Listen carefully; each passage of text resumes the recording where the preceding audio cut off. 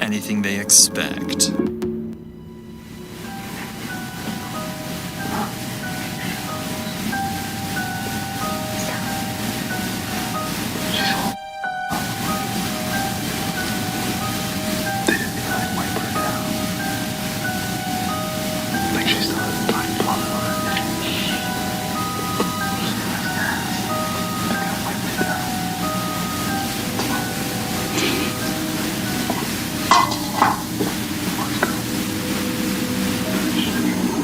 As John leaves the funeral home, detectives know their plan has worked. They quickly return to retrieve the cup he had drank from and the hidden camera they placed earlier. When they review the footage, 3 critical things stand out, all of which will become pivotal to the entire investigation.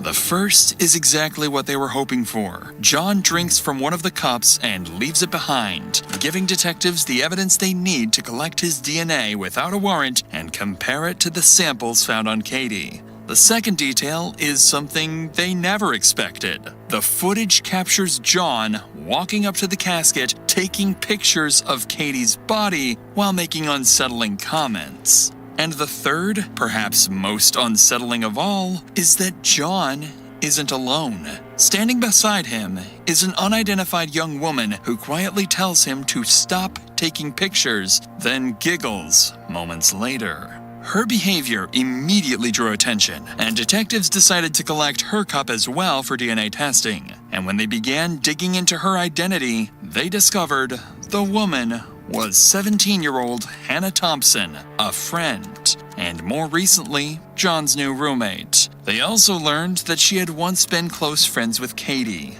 Given her connection to John and Katie and her strange behavior at the funeral, detectives know Hannah isn't just another witness. She might be the key to solving the entire case. And they were dead on. At this point, detectives have interviewed Wayne, John, and people from both John and Katie's circle. They also collected crucial evidence and leads, and now believe that Hannah, the 17-year-old who lived with John, could be the key to uncovering the truth about Katie's murder. The next day, on October 31st, a week after Katie's death, detectives approach Hannah and bring her in for interrogation. If anyone knows what really happened, it's her. When was the last time you saw Katie? Like a few months ago. What was your feelings towards her? I mean, I've always seen her as like a friend because like I lived with her for a little bit. Right. So is it fair to say you were on good terms with her when she was killed? Mm-hmm. Okay. Did you end up going to her visitation Saturday? No, I didn't. Okay. So you didn't get to say goodbye to her? I know John, I think, went there Sunday, right? Mm-hmm. Okay. You didn't get to go with him? I went with him, yeah. I didn't go Saturday though because her family doesn't really like me because of her niece Cheyenne. Yeah.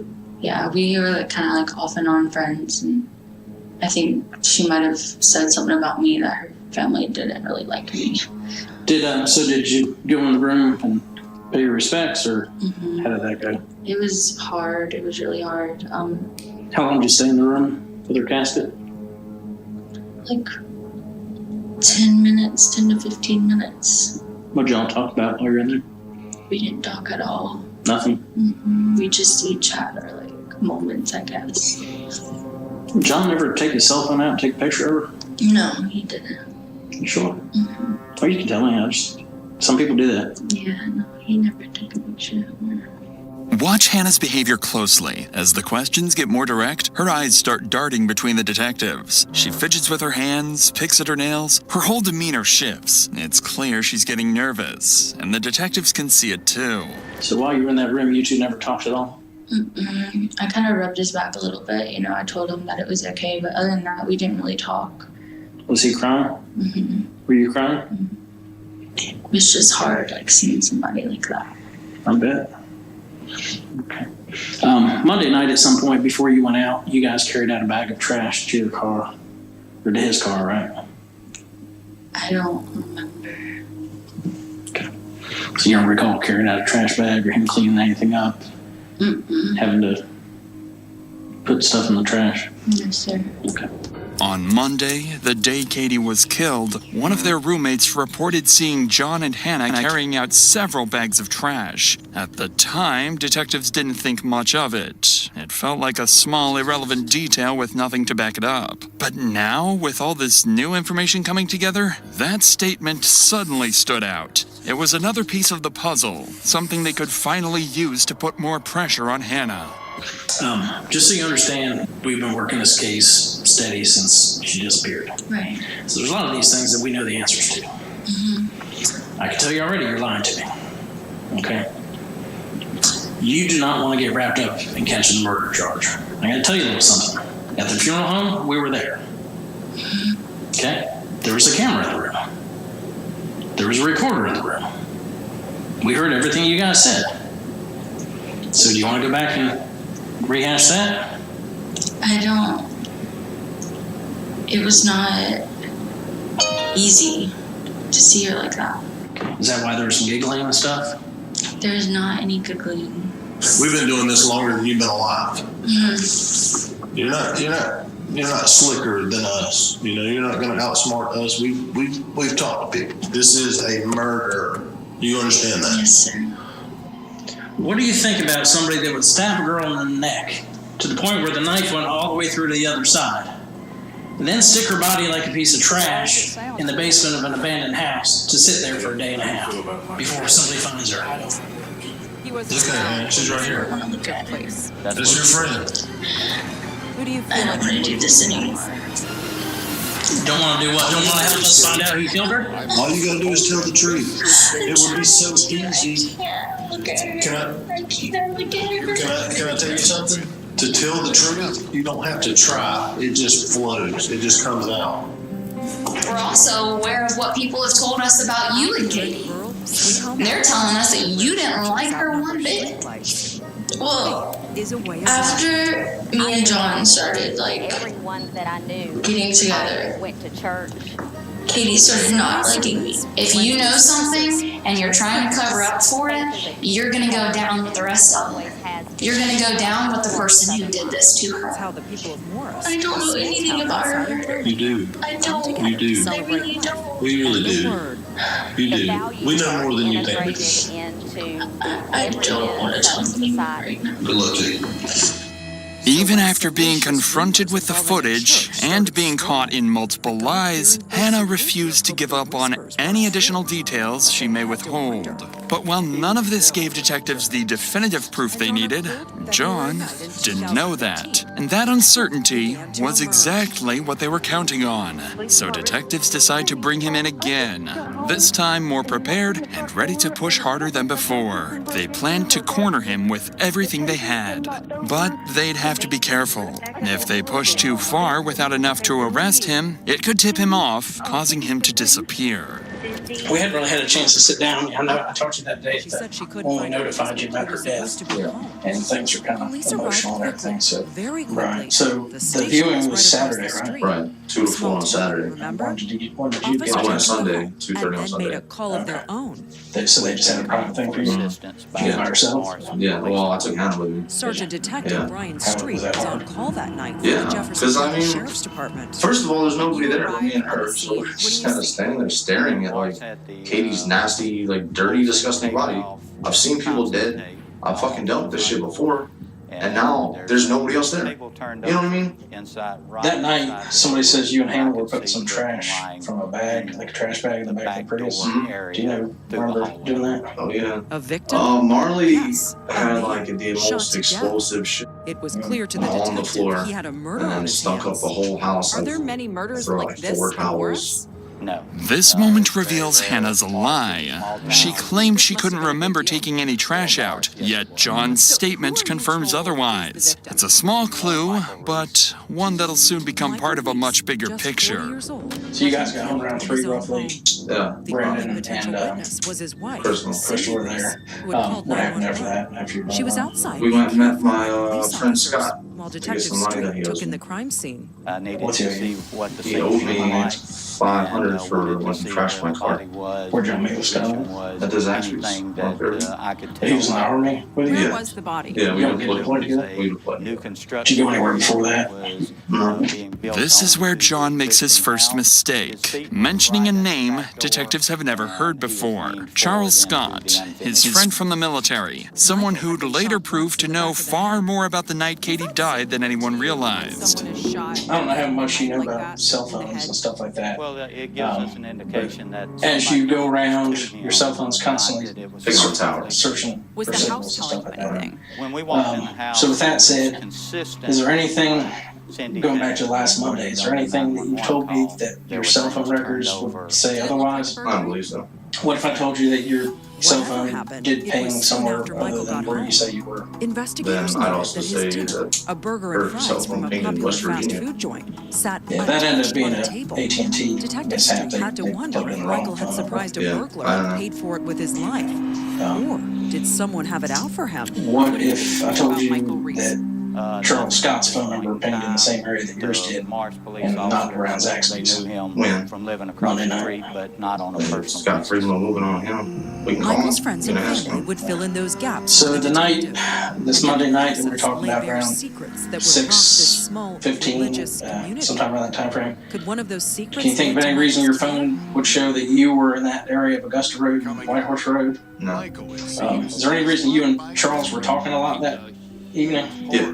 Because see, that's the night that he was here. That's the night he was available. He was I'm just a not looking kind to offend soul. you, but it's questions that we need to get answered and cleared up. Okay. Did Katie have any kind of life figuring insurance out if there was policy? anyone Through the military, yeah, issues she's with, automatically that kind of enrolled. thing? Okay. Same as Absolutely. my daughter. Would you be willing to take polygraph so we can go ahead and do that with you and eliminate you and start looking I elsewhere? have to talk to my lawyer about that first. Okay. See what he says, because I don't know about that at all. As the interview ends, detectives have their first real connection between John and Charles. Both of their phones show activity near the area where Katie's body was found. It isn't enough to make an arrest, but it's enough to keep digging. And with a new name now tied to the night of the murder, John can sense it. Detectives are closing in. He was like a uncle to my At kids. this point, You know, the he main was circle of suspects smart, included Wayne, so John, capable, Hannah, and now more recently, Charles Scott, John's friend from the army. But as detectives slowly pressed forward, John was growing uneasy. For the first time, he was starting to realize his master plan might not hold. That's when, on November 4th, 11 days after Katie was killed, detectives received a call that would send the case in a whole new direction. Crystal, who was John's roommate and had been interviewed earlier, came forward with information that changed everything. More Hi, than Crystal. Michael says Hello. How are you? funny was always there if you needed him. think that fact What's been going on since, I don't know, you got a phone call on Wednesday? how to At 3:30, he called and he said, Present to Michael's he said, are y'all at home? And we said, no. absolutely And he said, okay, all right, bye. And then just hung up. Well, me and Brennan got home about 6:15, 6:30, and we seen that in our room we have, like I said, the Halloween lights just going across the ceiling. The attic is right where that light is at, and we had the lights. I had the lights going across the attic. Well, when we come back, they were just torn down. We haven't even touched them. They were just ripped out from the attic. And once we figured out he was gone, we went searching through the house, making sure all the windows were locked and covered. And because I've never been in a house alone like that, except for my apartment. But he was gone. You know, and we couldn't call him because the cops have his phone. I said, Brandon, we need to go back outside and call the Simpsonville Detective Warlock. And I told him what was happening, and he was like, I was like, if you want to come and search the house right now, I'll give you full permission. He said, well, I can't do that without a warrant. And he was like, and I was like, well, I mean, there's no way that somebody can come out here and like search the house or anything like that. And he said, no. He said, your best bet is to go stay the night somewhere else. He was like, because you're possibly living with a murderer. John was gone. His disappearance also meant he abandoned his military service, officially classifying him as a deserter. However, as investigators would soon learn, he wasn't alone. he had fled with none other than the 17-year-old girl, Hannah Thompson. And as officers across the state searched every highway, every motel, every possible route out of South Carolina with no sign of either of them, it became clear this wasn't just an investigation anymore. This was a manhunt. Of their relationship. In the days that followed, leads were few. The pair had vanished completely off the grid. A 28-year-old former Army sergeant and a 17-year-old teenager, gone without a trace. Then, on November 19th, 26 days after Katie's death, a small breakthrough happened. John's red Yukon was captured on CCTV near Las Cruces, New Mexico, about 1,600 miles from Simpsonville, South Carolina, where he disappeared. And just 2 days later, on November 21st, that same Yukon was found abandoned in the mountains of Umatilla County in Oregon, over 1,400 miles away from Las Cruces. Inside the vehicle, investigators found John's laptop, clothes, and camping gear scattered around, suggesting that after the crash, John and Hannah grabbed what they could and ran into the woods. The discovery confirmed what detectives had already feared. John and Hannah were constantly on the move, crossing state lines and staying just far enough ahead of law enforcement to vanish again. Later that same day, authorities issued arrest warrants for both John and Hannah, officially turning the case into a nationwide manhunt.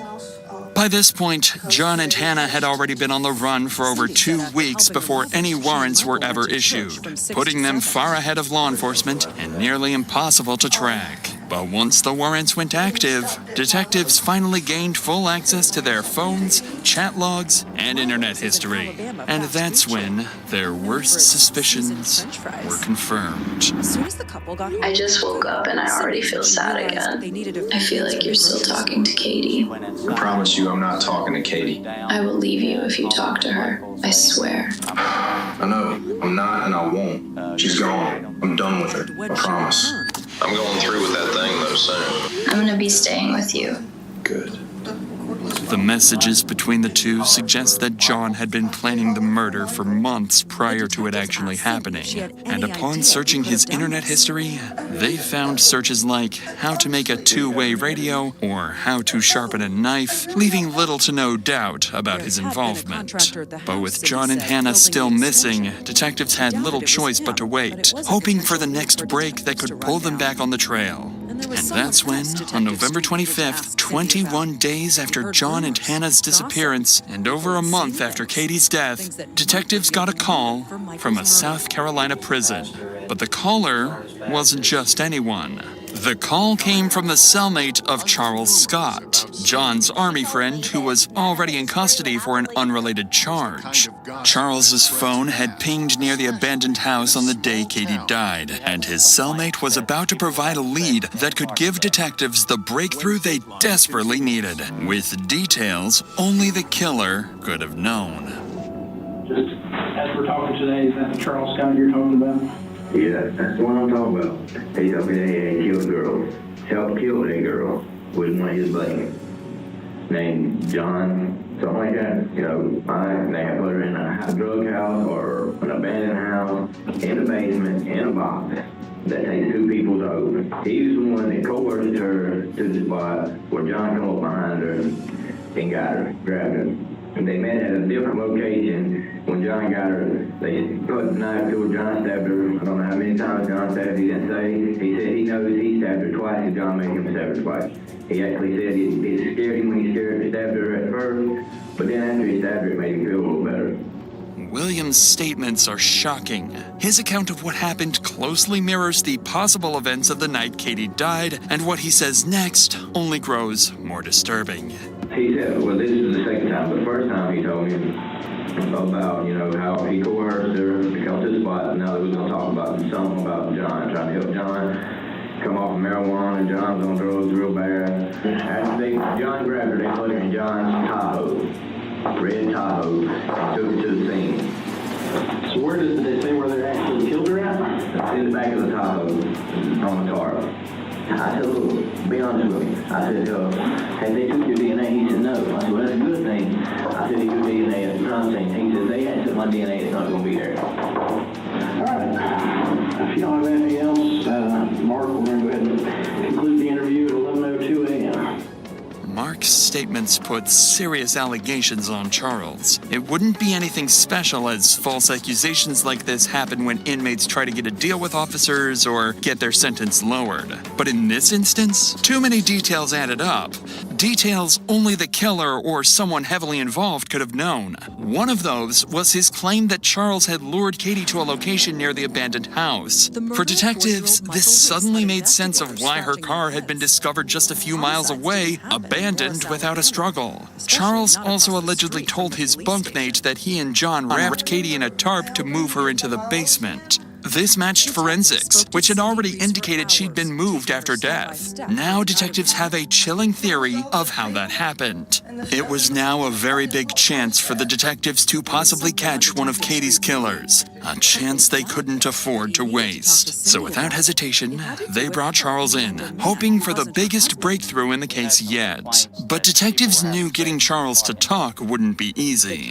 They didn't have enough evidence to pin him down, and they needed something, anything that could make him slip.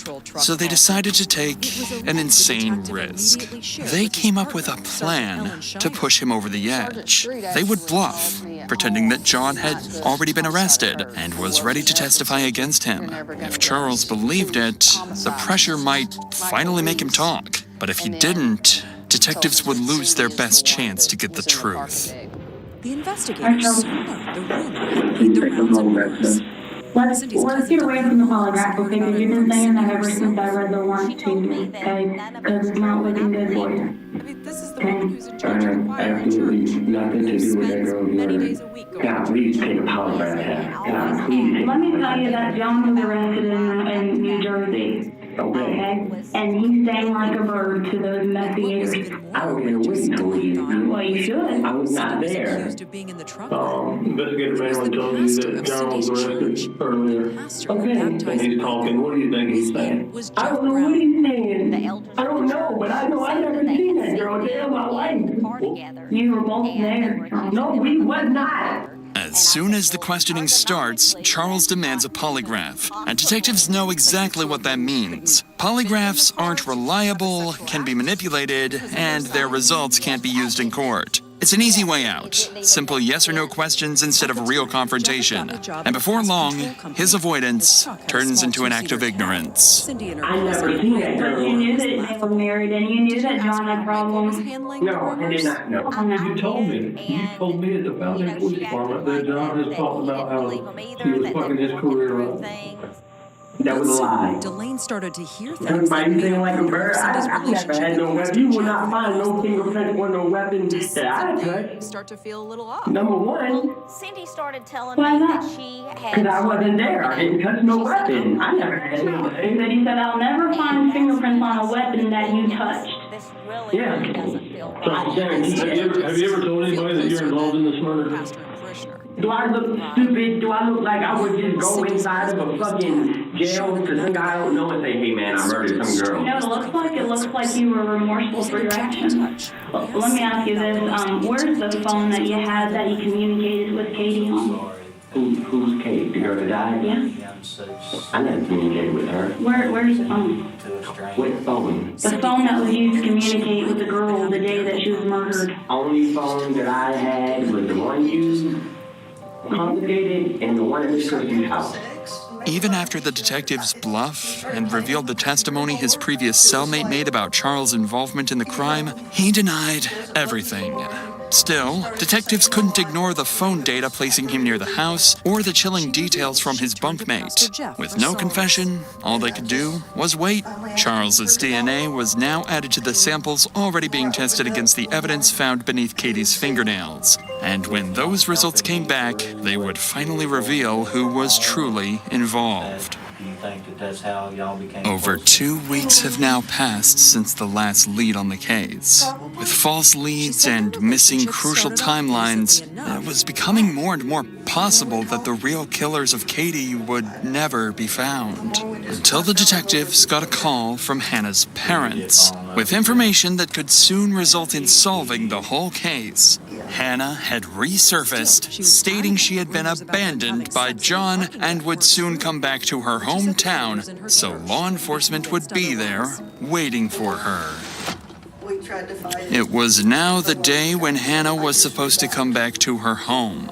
Law enforcement secured all entries to the city, as well as all possible places she could go to. And finally, at 9 a.m., she would be spotted near her family home. From there, she would be instantly detained and taken to the police department for interrogation. For the detectives, it was now or never. That was their biggest chance of finding out what had really happened and who is truly responsible for Katie's death. What was the game plan when you guys left? I don't think we really had one. Like, I guess both of us just kind of panicked. We decided that he wanted to leave the state. In a Southern Baptist church. We drove up into the mountains, and he just got the car stuck in coming in the middle of a homicide, in trees, in the mountains. So And that led the detective to his next question. I kind of stopped, and I was crying, and I was like, I can't do this anymore. I was like, I need to go home. He started yelling at me and calling names. He said that if I left, She admitted she was an adulterer, not a murderer. She told the detective there was no reason to kill her husband. He had gotten up already knew about everything. And then I was just I'm not just gonna sit here. So I got up and I went to down the street to a hotel. Started crying. She said they were trying to make their marriage work and had even gone back to Disney for a second honeymoon. Hannah continued describing their time on the run, doing her best to avoid talking about the day of the murder. It went on for nearly 2 hours, and by then, the pressure had clearly worn her down. That's when the detective would start asking her the difficult questions, causing Hannah to break, revealing everything she knows. Let's go back to that Monday, okay, because we now have conversations between you and him on Wednesday about he's going to meet up with her, he's going to drink some beers with her at this abandoned house.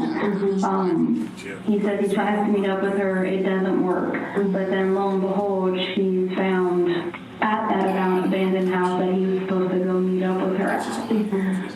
Meanwhile, he randomly asks you to drop her off on Woodruff Road, or drop him off on Woodruff Road, and doesn't tell you why or anything. Okay. So can you please tell me what the game plan was? What did he tell you he was going to go and do? He told me that he was just going to go talk to her at work. You drove him over there. Less than an hour after police finished interviewing Cindy Reese about the murder of her husband, they brought in Jeff Brown, the man who'd been Cindy's pastor and her not-so-secret lover. We were in Oregon, and the casino, he held it really loud. So they killed her for me. But detectives had words. And was there a plan before this to get rid of Katie? Not from you, but did John ever talk to you about getting rid of Katie? Honestly. What did he tell you about killing Katie? He just said that I was really 40.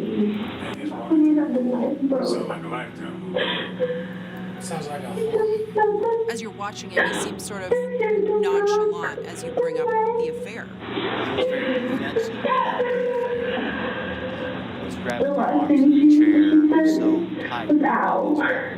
And she said that before that if he let her go, she would call the police. Where was he? In the abandoned house. At this point, Jeff had been fired from his job as pastor because of the affair. He said he and his wife were getting divorced. Hannah, did you have anything to do with killing Katie? And the reason why I ask you this is because we're still hunting for John. Okay? He also admitted as much as you think John cared about that you, Cindy and Michael were still sleeping together. from an outsider's perspective, not knowing you, not being your mom, he doesn't. Unfortunately, Hannah's statements proved far less helpful in finding John than the detectives initially hoped for. Although she stated that John confessed to killing Katie and provided some new insights, she didn't know much about Charles's involvement. And while she could be arrested, detectives decided she might prove more useful free. After all, they now had her back in the city and under close watch, which seemed like a small success. What they didn't realize, however, was that this was all part of John's plan. Planting Hannah back in the city to infiltrate the case and feed him exactly what detectives knew, keeping him one step ahead for years to come. Almost 3 months had passed since Katie's body was found in the basement of the abandoned house, and the killer was still out there. But on that particular day, the long-awaited DNA results finally came back, and the results of DNA found under Katie's fingernails pointed to no one else but John himself. With the DNA matching to John, Wayne was cleared, but detectives still believed Hannah or Charles might have helped, or at least knew far more than they admitted. Detectives already knew that John was only using cash and most likely a fake ID, so all they could do at the moment was wait for John to make a critical mistake that would allow them to catch him. But John was careful, very careful. Looking at Cindy's house. It had been over 7 months since Katie's murder and 6 months since John went on the run, when on May 21st, 2017, investigators received tips and possible sightings of John in Washington, over 2,700 miles from South Carolina, where Katie was found dead, and over 300 miles away from where his red Yukon was found abandoned. Acting on these leads, they canvassed local businesses and retrieved CCTV footage from a parking lot in Washington where John was captured on camera. That's what I had heard. Unfortunately, despite getting close, John managed to slip away, vanishing off under the radar once again. For the next year, the investigation hit a standstill. It wasn't until September 6, 2018, almost 2 years since Katie's death, when Hannah finally revealed that John had given her his journal and tools to hide, a crucial piece of evidence that would shift the case in a new direction. The journal became a pivotal piece of evidence, revealing John's state of mind and his premeditated intentions. It confirms that John's actions were driven by a deep desire to be with Hannah and his willingness to kill Katie to make that happen. During her interview, Hannah admitted she had been John's girlfriend and that she had been in constant contact with him before Katie's death. She also confessed that she had hidden John's journal, which contained disturbing entries about his obsessive thoughts and plans to escape with Hannah. This was the last significant breakthrough in the case for years. With no new leads, the investigation stalled. Detectives were surprised to learn that about a month before the murder, Detectives spent the next few years chasing down small tips and piecing together fragments of information, but nothing substantial came of it. The case gradually faded from public attention. Then, in 2022, 6 years after Katie's death, everything is about to change. After over 6 years of dead ends, U.S. Marshals and local law enforcement tracked John down in Oregon. He had erased his past, now living under the alias Ben Klein. Under his new identity, he had started a fresh life, marrying a new woman and leaving his past behind. The arrest felt surreal. John, who had spent so long evading capture, was now cornered. After years of hiding in plain sight, the truth had finally caught up with him, and the case was nearing its resolution. However, the mystery of how Katie was lured to the abandoned house remains unsolved to this day. Her phone was recovered damaged, limiting investigators' ability to access message content and app-based communications. And while rumors suggested Charles Scott might have had contact with her, this was never confirmed. With no physical or forensic evidence tying him to the crime, he was ultimately ruled out as a suspect and never sentenced. In 2022, during an interview after John's arrest, Hannah revealed for the first time that she and John had been in regular contact throughout the years he was on the run, continuing to text and communicate, even after she had returned to South Carolina. This new revelation shed light on her role in helping John evade capture. Finally, on September 20th, 2024, John Blauvelt was convicted of Katie's murder and sentenced to life in prison without parole. Hannah Thompson was charged with obstruction of justice and accessory after the fact, receiving a sentence of 10 years.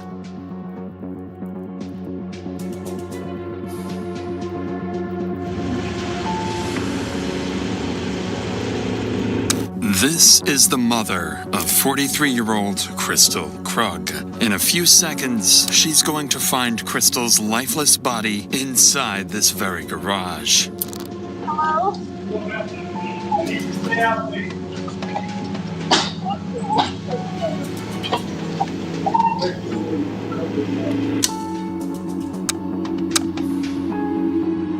And this is Daniel Krug, the man who killed her. He's heading in for another normal workday, just minutes after leaving his wife's lifeless body hidden in the garage of their own home. Oh, shit. Holy fuck. For the last 4 months, this man has been engineering the most calculated homicide plot Colorado has ever seen, creating fake identities, manipulating Crystal's children, and setting up the perfect scapegoat to take the blame. He believes his plan is bulletproof, that police will spend weeks chasing a ghost and eventually arrest someone else for the murder he committed. And despite nearly perfect detective work, his plan works exactly the way he intended. My husband said there was a dude who's been stalking her and threatened to kidnap her. Murder investigation of Michael Reese. Detectives had questions for his wife Cindy, things she told them weren't adding up. Beginning with that 911 call when she said she couldn't find her husband. Stuff has been kind of dumped around in the house, but I can't find my husband. What's strange to me is as soon as I walked Still, that's what Henry. Yeah, It's good to meet you. Talk to you today. I kind of have an idea what's going on. Yes. This is Crystal Krug, months before her murder. She lives here with her husband, Daniel Krug, and their 3 children. Both Crystal and her husband are well educated and seem to have built a comfortable life together with their kids. But behind closed doors, something dark is happening that will destroy this beautiful family. All because Crystal's been dealing with a stalker obsessed with her, sending her constant threats and claiming to watch her every move. This officer is here to check her car for GPS trackers or anything that could explain how this stalker keeps finding her. In reality, the stalker is much closer than anyone could have imagined. A gunshot to the You can see head. like it's a little dirty, blood marks, but like my street looks like this all the time. There's no one out there. Like I know they're normal cars. Yeah. So I don't know where he's following them from. So I Okay. can only assume a tracker. Nothing jumps out at me.